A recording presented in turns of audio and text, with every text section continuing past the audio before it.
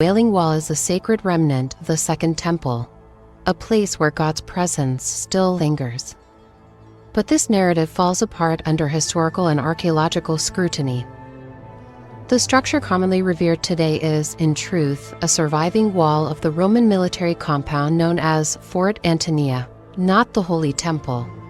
The actual temple stood to the south, built over the Gihon Spring, a requirement for temple purification rituals, which the Roman compound did not meet.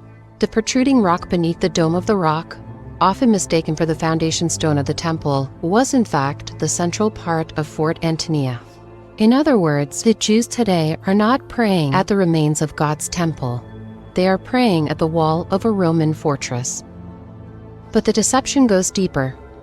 The rituals performed at the Wailing Wall are rooted not in biblical faith, but in the 13th century occult system of the Kabbalah, as elaborated in the Zohar and further mystified by the Hasidic movement. The supposed divine presence they seek at the wall is not the God of Abraham, Isaac, and Jacob. It is the Shekhinah, a feminine emanation in Jewish mysticism. She is described in erotic, intimate terms, often as a divine consort, with whom spiritual union is sought through the act of prayer, a practice called kavana, where physical movement, like the back and forth thrusting you see, mirrors an esoteric sexual ritual intended to unite the Shekhinah with the Ein Sof, the infinite masculine force of their God concept. This is not worship.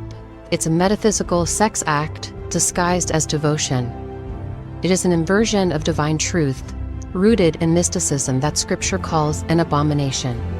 And this is where it collides with our politics. Nearly every major political figure, presidents, prime ministers, global influencers, must perform their rite of passage at the Wailing Wall, hands pressed against stone, heads bowed in reverence. They are not just pandering to voters or honoring tradition. They are knowingly or unknowingly participating in an occult ritual, submitting themselves at the very seat of the synagogue of Satan. Scripture is unambiguous.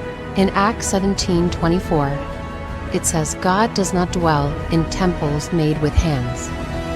Much less would he dwell in a Roman fortress surrounded by rituals that glorify a false god and mystical union. It is spiritual prostitution. Our leaders are not just shaking hands with global powers. They are shaking hands with the devil.